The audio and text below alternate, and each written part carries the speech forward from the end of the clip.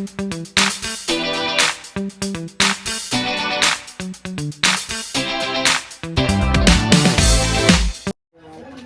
guys, may naniningil na naman dito oh. Maghatid lang tayo guys ng ulam sa nag-aabono. Doon kila Dan at saka doon kina Kuya Efren. So, sara guys. Magkalong tayo guys dito kung may ulam sila. Wala. Hindi ka pa yung nagkasaing. Wala pang magsaing. Sila nang bahala magsaing. So, may dala ko guys ng adobong baboy tsaka manok.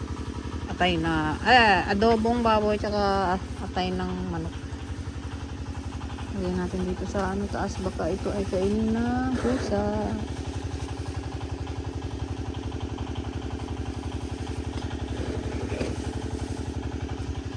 So, punta naman ako guys sa may dragon fruit.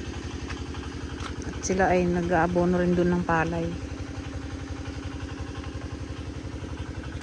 Ito guys yung kanilang abono oh.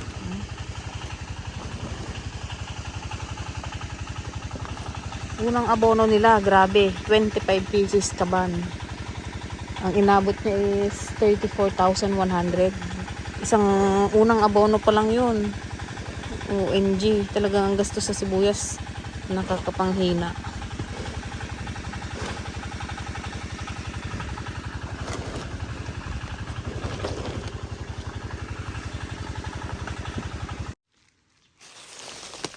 Ayan guys, may dala din akong ulam nila Kuya Efren. Ang alamang sarap. Tsaka merienda. Pinapay.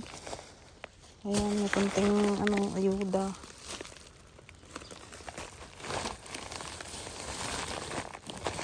Tsaka baboy. Pork chop. Wala si Papa dito Kuya Efren? Kanina pa? Hindi. Tapos hindi pa naraabo na niyo? Yan, ito na lang. Uy, mo to. Ha? Kahit yung kay dyan, yung sa kapatid mo dyan. Ay, iba pa yun. Yung balasa mo na. Dilaw-dilaw na eh. Wala na nga naanin nung nakaraan eh. Kaya nga kung kagabi yan na ito nila namin tubig. Kaya walang tubig. Ginaan-akaw nila dyan sa sentro. Kaya sinuha namin tubig dyan. Buti yung kila doon, kila Kurato, wala. Walang kinainan. Kain din ah. Yung direct. Hindi yung kila dyan doon. Ginabunot na. Hindi lang yung bira ng... Ba't may kalabaw na dyan sa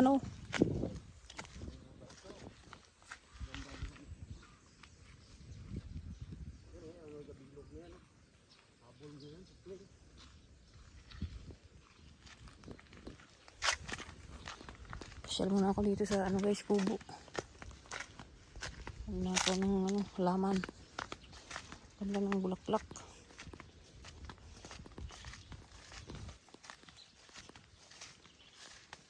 Wow. Ganda oh.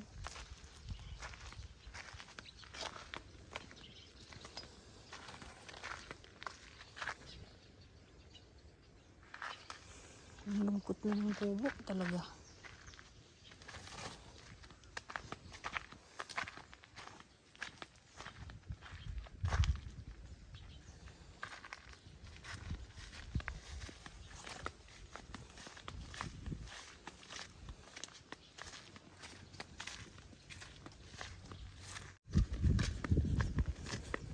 So, pabalik na tayo guys. Ayoko nang lapitan ng palay. Nakakasakit sa damdamin. Makita ang ganyang palay. Ang ganda pa naman na ng palay oh. May mga na. Palabas na yan eh. Mga ilang lang. Labas na yung bunga niyan.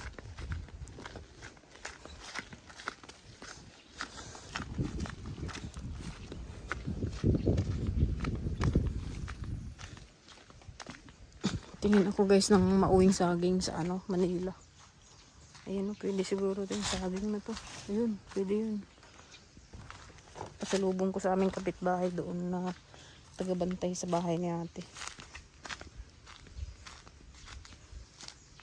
Patuwa yung ating ano guys, oh, namunga na rin. Ang ating nyug.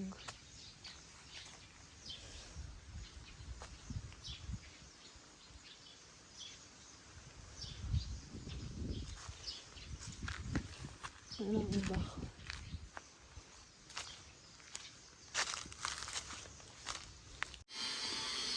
Ayan guys, share ko lang sa inyo itong ginawa ni MacGyver na oil stove. Padaan. Ano yan? Tamang-tama yan sa tindahan namin kasi ano, sayang yung mga oil na tinatapon namin, yung mga use na. So, pwede pa natin siyang mapakinabangan. Ilang araw niya din ginawa yan.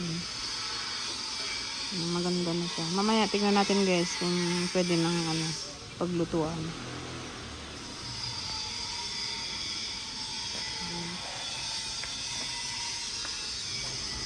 Galing ni Daddy, no, JD? No? Si JD, oh, silip-silip din siya. Kala mo, alam niya yung ginagawa. Ha? Gusto mo mangialam?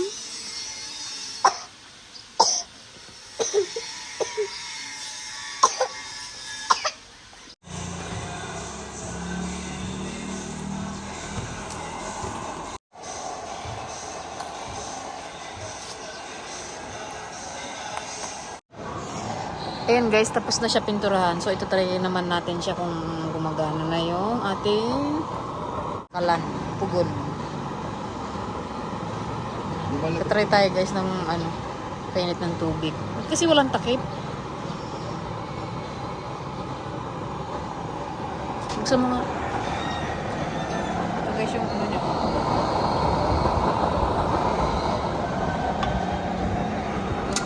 Ito naman yung oil.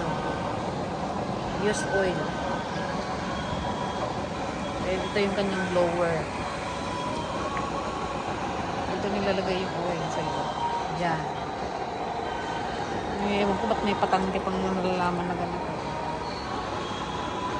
Diba? Meron na tayo magagamit sa tindahan. Kailan kaya ito magamit? Pero tinatry pa namin eh.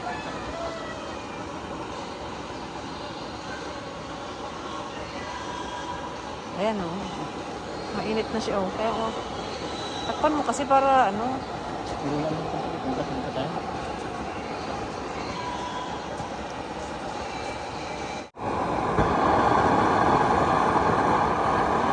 Okay, so nakasama ko eh.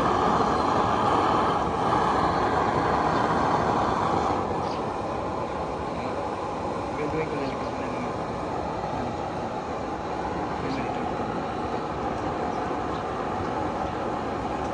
Gawa ng air dito. Tapos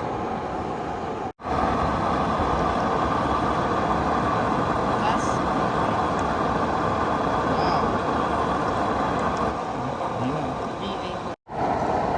Ayan guys o. Kukulo na yung ating tubig. Pwede naman paligo ng mainit na. Pwede naman magpaigit sa tilgahan niya. Panligo.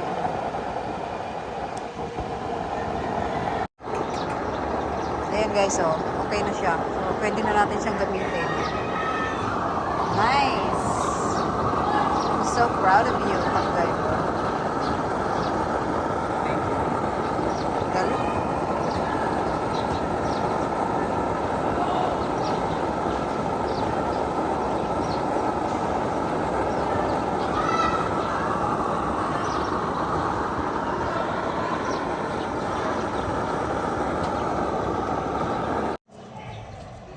Yan guys, nagtry akong magsaing ng kanin. Tingnan natin kung ano, gaano katagal yung buhay ng ating kalan.